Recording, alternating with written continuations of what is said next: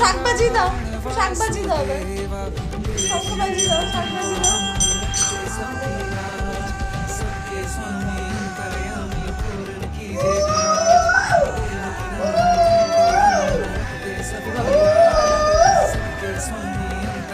হয়ে গেছে, পুজো হয়ে গেছে? এখনো হয়নি?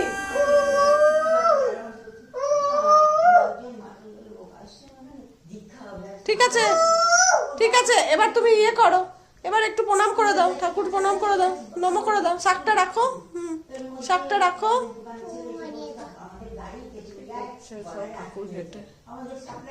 হ্যাঁ, রেখে দাও।